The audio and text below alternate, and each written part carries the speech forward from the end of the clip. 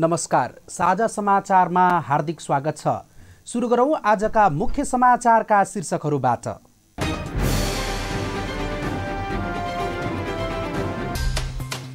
रूपन्देहीमा शुक्रबारदेखि निषेधाज्ञामा थप कडाई हुँदै उद्योग र निर्माण सामग्रीको ढुवानी बन्द हुने।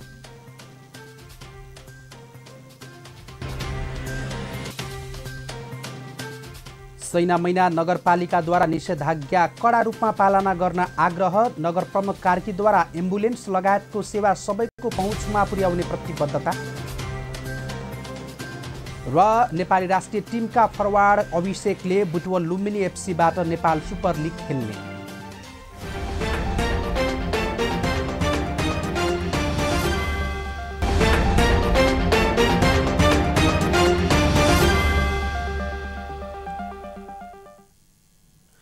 अब समाचार विस्तारमा। रूपन्देही जिल्लामा कोरोनाको जोखिम बढ्दै गएपछि निषेधाज्ञामा थप कडाई हुने भएको छ। बिहिबार बसेको जिल्ला स्तरीय कोभिड सङ्कट व्यवस्थापन केन्द्र DCCMC को बैठकले वैशाख 30 गतेसम्म यसअघि नै जारी भएको निषेधाज्ञालाई थप कडाई गर्ने निर्णय गरेको हो। DCCMC को बैठकले एक-एकजना प्राविधिक जनशक्तिबाट सेवा प्रदान गर्ने गरी सम्पूर्ण बैंक तथा वित्तीय संस्थाहरू वैशाख 30 गतेसम्म बन्द गर्ने निर्णय गरेको छ। यस्तै अक्सिजन व्यवस्थापनका लागि जिल्लामा रहेका तीनवटा उद्योगहरू शङ्कर अक्सिजन, लुम्बिनी अक्सिजन र लुम्बिनी अक्सिजन इन्डस्ट्रिज प्रणालीमा नेपाल प्रहरीले निगरानी गर्ने निर्णय गरेको छ। औद्योगिक क्षेत्रका फलाम उद्योगहरूमा अक्सिजन सिलिन्डर दिन पूर्ण निषेध गर्ने र कोभिड-19 को उपचार गर्ने अस्पतालहरूलाई पहिलो प्राथमिकता एवं स्थानीय तहबाट सञ्चालित कोभिड अस्थायी अस्पताल, संस्थागत होटल, होम आइसोलेसन र बुटवल उपमहानगरपालिकाबाट सञ्चालित अक्सिजन बैंकमा औचित्यका आधारमा वितरण गर्ने निर्णय गरेको छ। त्यस्तै गरी खाद्यान्न लगायत अत्यावश्यक सामग्री उत्पादन गर्ने उद्योगहरू बाहेकका अन्य सबै उद्योगहरू र निर्माण सामग्रीको ढुवानी गर्ने अर्को निर्णय नभएसम्मका लागि बन्द गर्ने निर्णय समेत भएको छ। सैनामैना नगरपालिकाले कोरोना संक्रमणबाट बच्न जारी गरिएको निषेधाज्ञा कडा रूपमा पालना गर्न आग्रह गरेको छ। नगरपालिकाका प्रमुख चित्रबहादुर कार्कीले कोरोनाको उच्च जोखिममा सैनामैना पनि रहेको बताउँदै यसको नियन्त्रण र व्यवस्थापनका लागि सबै मिलेर अघि बढ्नुपर्नेमा जोड दिनु भएको छ। बिहिबार साझा टेलिभिजनसँगको कुराकानीमा उहाँले सङ्क्रमण न्यूनीकरण र रोकथामका लागि सैनामैना नगरपालिकाले स्थापना गरेको कोभिड अस्पतालमा एम्बुलेन्स सेवा सबैको पहुँचमा पुर्याउने बताउँदै शुक्रबारदेखि वडा स्तरबाटै सङ्क्रमितको पहिचान गरी स्वास्थ्य कर्मीहरूको प्रत्यक्ष परामर्शमा सङ्क्रमण व्यवस्थापनको काम गर्ने बताउनुभयो। यो नगरपालिका मातहतको एउटा एम्बुलेन्स सञ्चालन भएकोमा आजको मितिदेखि 2वटा एम्बुलेन्स सञ्चालनमा ल्याइएको छ र थप अझ 2वटा गाडीहरू त्यो अस्पतालको सहयोगको लागि उपलब्ध गराइएको छ। एउटा सरकारी गाडी, एउटा भाडामा लिएर र समुदायको जुन सङ्क्रमण व्यवस्थापनको लागि वडा स्तरीय सङ्क्रमण व्यवस्थापन समिति र टोल स्तरीय सङ्क्रमण व्यवस्थापन समितिको सक्रियतामा प्रत्येक टोल विकास संस्थाले आफ्ना टोलभित्र प्रत्येक घर कुरियाको एकदम सघन रूपमा अनुगमन गरेर कुन घरमा सङ्क्रमित छ छैन, कुन घरको कुन दाजुभाइ दिदीबहिनीको नागरिकको स्वास्थ्य स्थिति के छ त्यो पत्ता लगाइकन उहाँको PCR टेस्ट गर्नुपर्ने हो अथवा आर्टिजन टेस्ट गर्नुपर्ने हो। त्यो राम्रोसँग हाम्रो जुन स्वास्थ्य कर्मी टिमहरूको समेत परामर्शमा त्यो यकिन गरेर उहाँहरूको PCR गराउने, PCR टेस्टको गराउनको लागि स्वाब सङ्कलन गर्ने, एन्टिजन टेस्ट गर्ने लगायतको काम गरेर यो वैशाख 24 गतेदेखि वैशाख मसान्तभित्रमा सैनामैना नगरपालिकामा यो सङ्क्रमणलाई रोकथाम गर्ने योजना हामीले बनाएका छौँ र यो बिचमा हामीले 2,000 देखि 3,000 को PCR टेस्ट गर्नेछौँ भने लगभग 1,000 जनाको एन्टिजन टेस्ट गरेर यो सङ्क्रमणलाई पूर्णतया यो काबुमा ल्याउने, त्यसलाई रोकथाम गर्ने, न्यूनीकरण गर्ने काम हामीले अगाडि बढाएका छौँ। नगरपालिकाका स्वास्थ्य शाखा प्रमुख हेमराज पन्थीले नगरपालिकामा रहेको अस्थायी अस्पतालमा क्षमताभन्दा धेरै सङ्क्रमणका केसहरू आउने गरेको भन्दै सङ्क्रमणमा रहेका बिरामीहरूलाई छिटो छरितो सेवा दिन नसकेको बताउनुभयो। उहाँले नगरवासी सबैमा सङ्क्रमणबाट बच्नका लागि स्वास्थ्यका मापदण्ड अपनाई खानामा विशेष ध्यान दिनुपर्ने बताउनु भएको छ। अलिकति हामीलाई अक्सिजनको सिलिन्डरहरूको पनि समस्या परेको हो र हाम्रोमा हामीले प्रयासरत थियौँ इन्डस्ट्रिजहरू हुन्थ्यो भने त्यहाँ सिलिन्डरहरू पनि हुन्थ्यो त्यस्ता खालका सिलिन्डरहरू ल्याएर पनि हामी हाम्रा बिरामीहरूलाई चाहिँ दिन सक्थ्यौँ तर हाम्रोमा धेरै अक्सिजन सिलिन्डरहरू राख्ने इन्डस्ट्रिजहरू नभएको कारणले हामीले नितान्त खोजेर ल्याएर गर्नुपर्ने अवस्था रहेको छ। ठुलो खानाहरू त हामीले घरमै पाइने खालका खानेकुराहरू हरियो सागपातहरू तरकारी गेडागुडीहरू प्रशस्त मात्रामा खाने दालको झोलहरू बढी मात्रामा प्रयोग गर्ने यी कुराहरू खायो भने हाम्रो हरेक चिज हामीलाई चाहिने पौष्टिक तत्त्वहरू सबै प्रकारका हाम्रो खानाहरू मिसाएर खाइयो भने त्यो पौष्टिक तत्त्व पुरा हुने गर्छ। दोस्रो लहरको रूपमा रूपन्देही जिल्ला कोरोना संक्रमणबाट बढी प्रभावित भएको र सैना महिना पनि महामारीको हटस्पट बन्दै गएको भन्दै निषेधाज्ञाको पूर्ण पालना गर्नुपर्नेमा नगरपालिकाले आग्रह गरेको छ। बिहीबार रातिदेखि अन्तर्राष्ट्रिय उडान बन्द हुने भएपछि पछिल्लो 3 दिनमा हवाई मार्ग हुँदै नेपाल भित्रने र बाहिरिने यात्रुको संख्या ह्वात्तै बढेको छ। कोभिड-19 संक्रमणको दोस्रो लहर भित्रिएसँगै रोकथाम र नियन्त्रणका लागि सरकारले बिहीबार राति 12 बजेदेखि सबै अन्तर्राष्ट्रिय उडान र अवतरणमा रोक लगाएपछि नेपाल भित्रने र बाहिरिने यात्रुको चाप बढेको हो।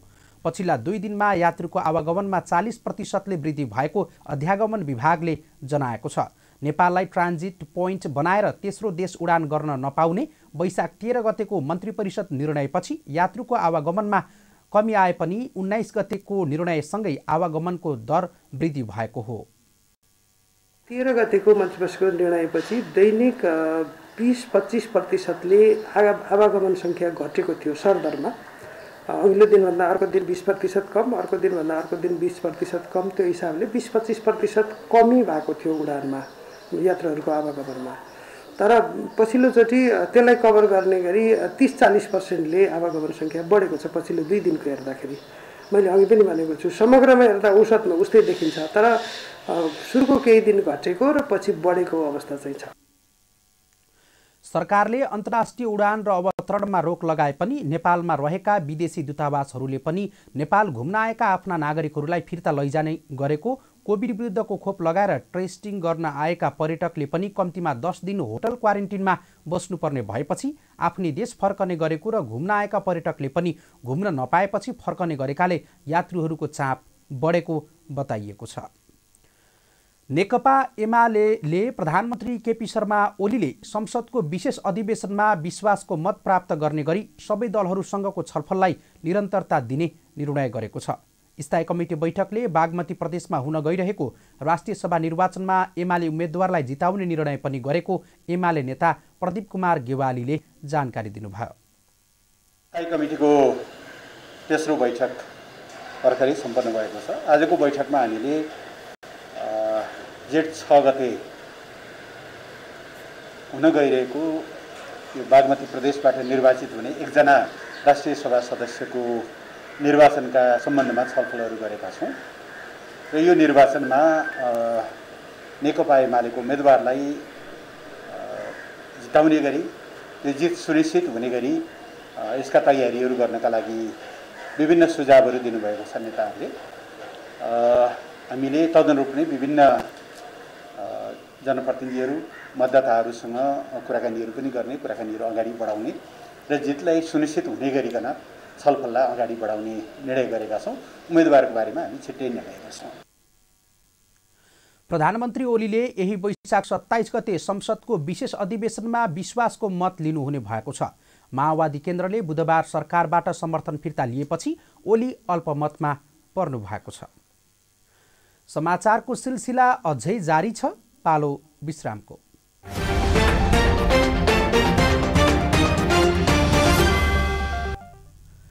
विश्रामपछि साझा समाचारमा पुनः स्वागत छ। अब बाँकी समाचार। पछिल्लो 24 घण्टामा नेपालमा थप 9070 जनामा कोरोना भाइरस संक्रमण पुष्टि भएको छ। स्वास्थ्य तथा जनसङ्ख्या मन्त्रालयले बिहीबार सार्वजनिक गरेको तथ्याङ्क अनुसार हालसम्मकै रेकर्ड संक्रमित पुष्टि भएको हो। यसअघि बुधबार देशभर 8659 जनामा संक्रमण पुष्टि भएको थियो भने 55 जनाको मृत्यु भएको थियो। मन्त्रालयका अनुसार बिहीबार पीसीआर विधिबाट 20,367 र एन्टिजेन विधिबाट 775 जनाको परीक्षण गर्दा क्रमशः 8,970 र 100 जनामा संक्रमण पुष्टि भएको हो। यस्तै पछिल्लो 24 घण्टामा 54 जनाले ज्यान गुमाएका छन्। पछिल्लो 24 घण्टामा 2707 जना निको भएको पनि मन्त्रालयले जनाएको छ। लुम्बिनी प्रदेशका प्रदेश प्रमुख धर्मनाथ यादवले दबाब र प्रलोभनमा परेर अल्पमतमा परेका एमालेका नेता शङ्कर पोखरेललाई मुख्यमन्त्रीमा नियुक्त गरेको सरकारवालाहरूले आरोप लगाएका छन्। प्रदेश प्रमुखले असंवैधानिक र अलोकतान्त्रिक कदम चालेर पोखरेललाई नियुक्ति र शपथ गराएको उनीहरूले बताएका हुन्। रिपोर्टर्स क्लब नेपाल लुम्बिनी प्रदेशले बुटवलमा बिहिबार आयोजना गरेको साक्षात्कार कार्यक्रममा बोल्दै मानव अधिकार तथा शान्ति समाजका केन्द्रीय सभापति गोविन्द खनालले प्रदेश प्रमुखले असंवैधानिक र अलोकतान्त्रिक कदम चालेर अल्पमतमा परेका शङ्कर पोखरेललाई मुख्यमन्त्रीमा नियुक्ति र शपथ गराएर लुम्बिनी प्रदेशमा ताण्डव मच्चाएको आरोप लगाउनुभयो। नेपालमा वाचन शिरोमणिको नामले ख्याति कमाएका स्वर्गीय नारायण पोखरेलको आज स्मृति दिवस हो। महायज्ञ पुराण र सप्ताहमा उनै नारायण पोखरेलको प्रवचन सुन्न भक्तजनहरूको भिड लाग्थ्यो। उनै वाचन शिरोमणिको रूपन्देहीको सैनामैना कलोनीमा हत्या भएको 16 वर्ष पुरा भएको छ। हत्या भएको यतिका वर्ष हुँदा पनि रामापुर कलोनीका जनताले पोखरेललाई अझै बिर्सिएका छैनन् भनेर विदुर महाराजले सोधी बक्सेपछि उद्धव बताउनुहुन्छ, राजन मेरो वर्णन सुन्नुहोस्। माउ तलास्ने बचराहरू सरी बाछो नपाइकन माउजै गरी प्रेमी प्रवासी कन कामिनी सरी म दर्शनार्थी प्रभुमा छु यो घरी। मेरो अवस्था यस्तो छ अहिले, माउबाट छुट्टिएको बाछो जस्तो, बाछोबाट छुट्टिएर गएको माउ जस्तो, प्रेमी प्रवासी कामिनी पुरुष स्त्रीबाट वियोग भए जस्तो, भगवानको मठ मन्दिरबाट छुटेर गएको भक्त जस्तो म साह्रै दुखी र ज्यादै कष्टदायक जीवनमा छु। यसैले म माथि क्षमा राख्नुहोस् भन्नुभयो विदुर महाराजलाई उद्धवले। यो आवाज सबैको मन मस्तिष्कमा अझै ताजा छ। इहुन वाचन शिरोमणि नारायण पोखरेल 15 वर्ष अगाडि ठिक आजैकै दिन सैनामैना 6 कलोनी क्याम्पस निर्माणार्थक आयोजना भएको महायज्ञमा प्रवचन गर्ने सिलसिलामा उनको हत्या भएको थियो। विक्रम सम्वत 2011 साल 2 महिना 32 गते जन्मिएका पोखरेल श्रीमद् भागवत महापुराणको पर्खर वक्ता थिए। त्यही वाचन कलाबाट उनले आफ्नो जीवनकालमा 30 वटा भन्दा बढी शैक्षिक संस्था र 26 वटा भन्दा बढी सामाजिक सङ्घ संस्थाहरू स्थापना गर्न योगदान पुर्याएका थिए। विक्रम सम्वत 2038 साल चैत 22 गते गोर्खा जिल्लामा शिव मन्दिर बनाउने उद्देश्यले सार्वजनिक रूपमा पहिलो प्रवचन गरेका पोखरेलको रूपन्देहीको सैनामैना कलोनीमा क्याम्पस बनाउने उद्देश्यले सञ्चालन भएको महायज्ञ नै अन्तिम प्रवचन रह्यो।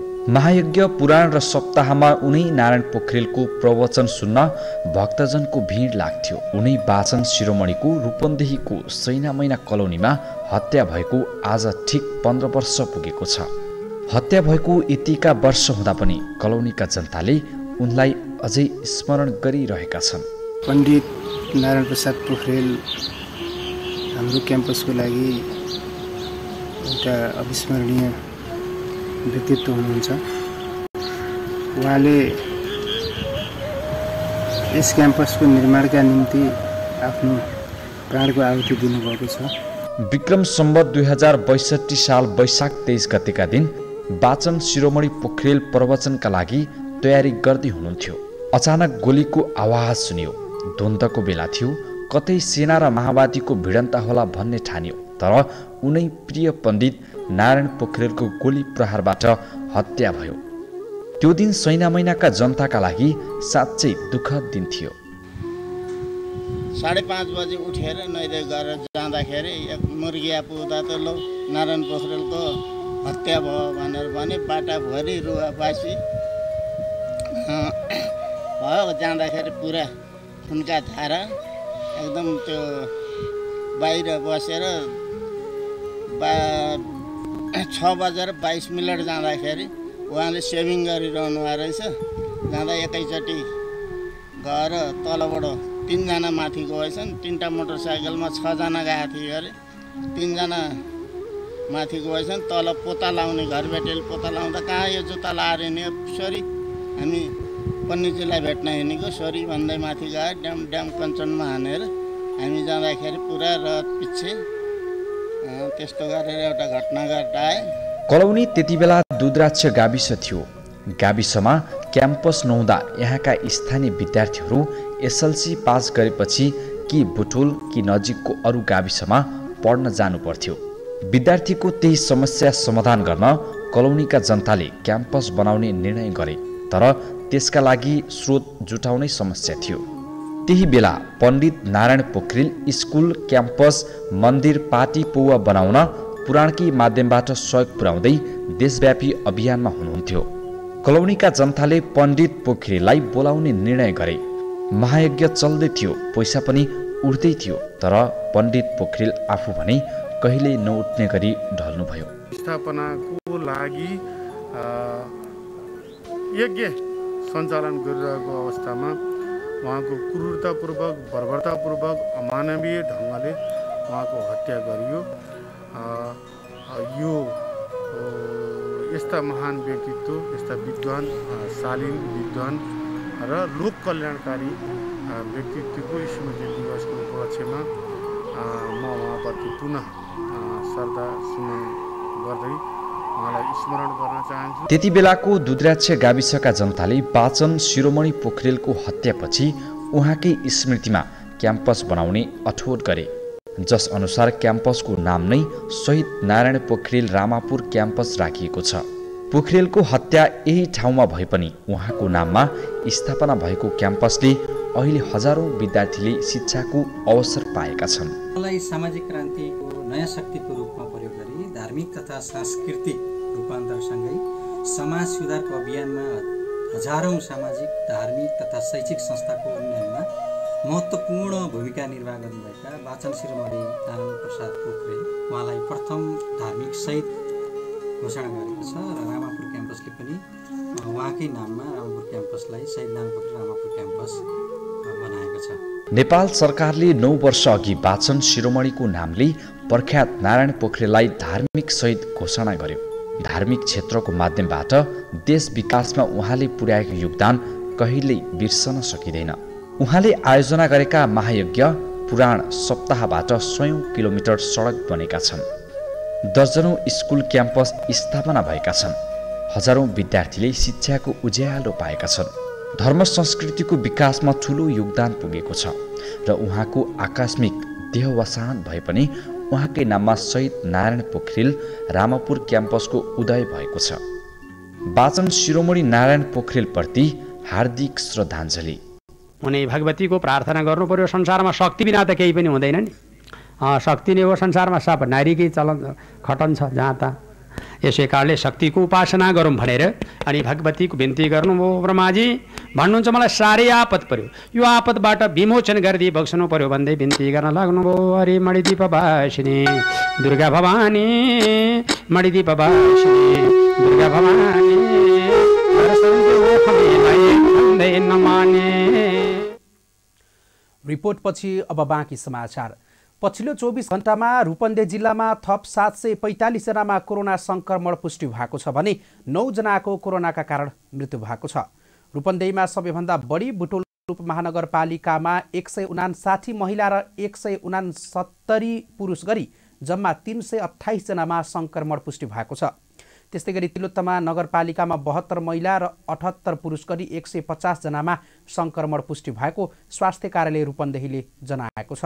यता सैनामैना नगरपालिकामा 28 महिला र 28 पुरुष गरी 56 जना, देवदह नगरपालिकामा 19 महिला र 12 पुरुष गरी 31 जनामा कोरोना संक्रमण पुष्टि भएको छ।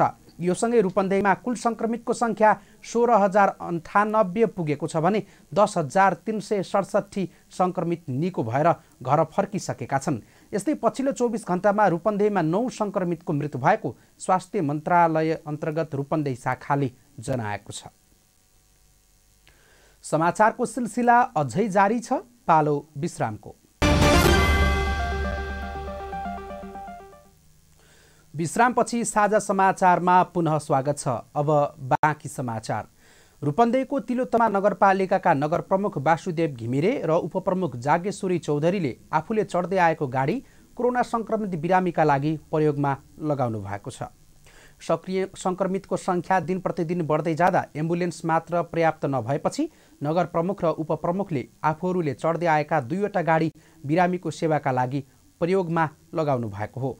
तिलोत्तमा नगरपालिकामा हाल आफ्नै मातहतमा 2वटा एम्बुलेन्स सञ्चालनमा छन्। नगर प्रमुख र उपप्रमुखले चढ्ने 2 गाडी समेत गरी अब 4वटा सवारीका साधनले कोरोना संक्रमित बिरामीलाई बोक्नेछन्। छिटो छरितो रूपमा सेवा दिनको लागि आफूहरूले चढेको गाडी कोरोना संक्रमितको लागि प्रयोगमा ल्याइएको नगर प्रमुख घिमिरेले बताउनुभयो। प्रेस चौतारी नेपाल रूपन्देहीले सैना महिनाका पत्रकारहरूलाई स्वास्थ्य सामग्री प्रदान गरेको छ। बुधबारबाट सुरु गरिएको अभियान अन्तर्गत बिहिबार सैना महिनामा प्रेस चौतारीमा आबद्ध सदस्यहरूलाई मास्क, सेनिटाइजर सामग्री प्रदान गरिएको हो। भैरहवा, बुटवल, देवदह, लुम्बिनी, सैना महिना लगायतका विभिन्न स्थानमा रहेका 150 बढी सदस्यहरूका लागि प्रेस चौतारीले सुरक्षा सम्बन्धी उपलब्ध गराउँदै आएको जिल्ला अध्यक्ष अमृत गिरीले जानकारी दिनुभयो। यस्तै गरी चौतारीका केन्द्रीय सदस्य तथा नेपाल पत्रकार महासंघ रूपन्देहीका निवर्तमान उपाध्यक्ष दिनेश पाण्डेले सञ्चारकर्मीहरूका लागि आफूले 2000 थान मास्क प्रदान गर्ने बताउनु भएको छ। बुटवल अटो इन्जिनियरिङ एसोसिएसनले बुटवल उपमहानगरपालिकाको अक्सिजन बैंक सेवामा सहकार्य गरेको छ। मैनाबगर क्षेत्रमा रहेका व्यवसायीहरूसँग सङ्कलित 35 थान अक्सिजन सिलिन्डर उपमहानगरपालिकालाई हस्तान्तरण गरिएको छ। भरिएका 14 र खाली 22 थान सिलिन्डर उपमहानगर प्रमुख शिवराज सुवेदीको उपस्थितिमा एसोसिएसनका अध्यक्ष बाबुलाल पाण्डेले बुटवलका प्रमुख प्रशासकीय अधिकृत शिवप्रसाद रेग्मीलाई हस्तान्तरण गर्नुभयो। बुटवलले अक्सिजन सेवाका लागि गर्भवती र सुत्केरी महिला, दीर्घरोगी, ज्येष्ठ नागरिक र अशक्तलाई पहिलो प्राथमिकतामा राखेको छ। कपिलवस्तुको महाराजगञ्ज क्षेत्रमा निषेधाज्ञा उल्लङ्घन गर्नेहरूलाई प्रहरीले कारबाही गर्न सुरु गरेको छ। आफू खुसी सवारी साधनमा आवजावत गर्ने 100 बढी मोटरसाइकल तथा अन्य सवारी साधनहरूले निषेधाज्ञाको अवज्ञा गरेकाले नियन्त्रणमा लिई कारबाही गरिएको प्रहरीले जानकारी दिएको छ। साथै अनावश्यक हिँडुल गर्ने व्यक्तिहरूलाई केही समय होल्ड गरी सम्झाइ बुझाइ गर्ने, मास्क प्रयोग नगरेका व्यक्तिहरूलाई मास्क समेत वितरण गरेर प्रहरीले घर पठाउने गरेको प्रहरी उपरीक्षक नवराज अधिकारीले जानकारी दिनुभयो। साझा समाचारमा अब पालो सामाजिक सञ्जालमा आजको। सामाजिक सञ्जालमा आज रूपन्देही सहित विभिन्न ठाउँमा कोरोना अस्पतालहरूमा भएको अक्सिजन बेड तथा एम्बुलेन्सको अभाव र पछिल्लो समयमा खोप खरिदमा कमिसनको विषयलाई लिएर बिहिबार सामाजिक सञ्जाल फेसबुकमा व्यापक प्रतिक्रियाहरू आएका छन्। केही प्रतिक्रियाहरूलाई हामीले समावेश गरेका छौँ। फेसबुक प्रयोगकर्ता प्रेम थापा लेख्नुहुन्छ, सैना महिना नगरपालिकाका मेयर, उपमेयर र प्रशासकीय प्रमुख चढ्ने सरकारी नम्बर रहेको गाडी आजदेखि नै एम्बुलेन्सको रूपमा प्रयोग गरियो भने नगरवासीले धेरै राहतको महसुस गर्ने थिए कि? यस्तै सञ्चारकर्मी शिव डुम्रेले सबै स्थानीय तहले तत्काल अक्सिजन प्लान्ट सुरु गर्नुपर्ने भन्दै सरकारले चीनसँग सिलिन्डर माग्न ढिला नगरोस् भन्नुभएको छ। उहाँ अक्सिजन नपाएरै मान्छे मरेको समाचार लेख्न नपरोस् समेत भन्नुहुन्छ।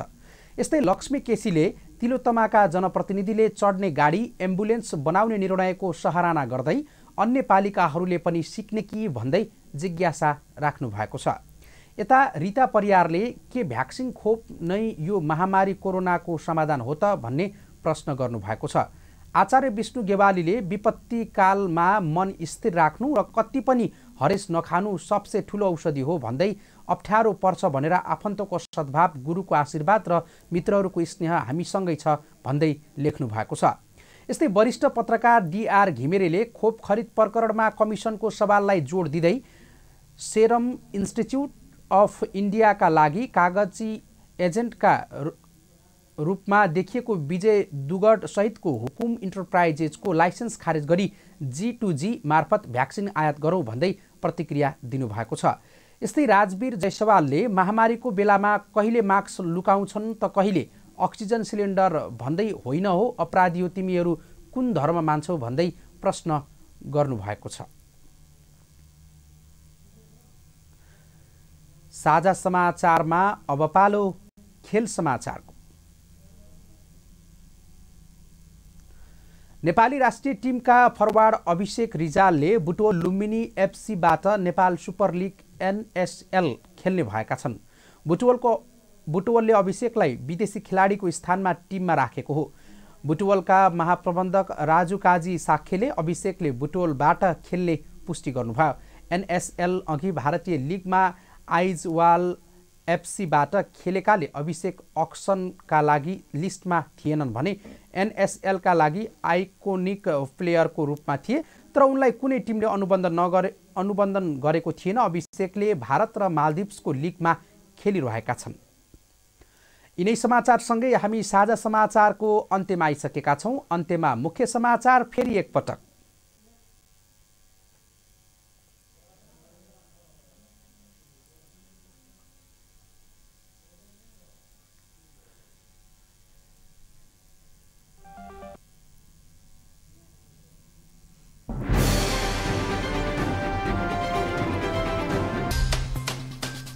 रूपन्देहीमा शुक्रबारदेखि निषेधाज्ञामा थप कडाई हुँदै उद्योग र निर्माण सामग्रीको ढुवानी बन्द हुने।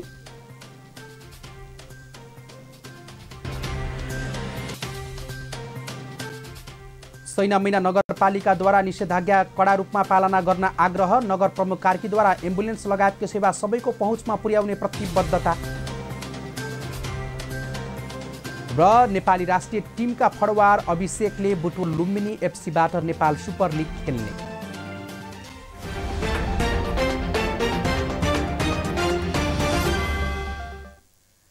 हवस् त अहिलेका लागि साझा समाचार सकियो। अब हाम्रो भेट अर्को समाचार बुलेटिनमा हुनेछ। शान्ति र विकासका लागि तपाईँ हाम्रो एउटै भिजन साझा टेलिभिजन हेर्दै गर्नुहोस्। कोरोनाको जोखिम उच्च रहेकाले सबै स्वास्थ्य मापदण्ड अपनाई सतर्क रहू।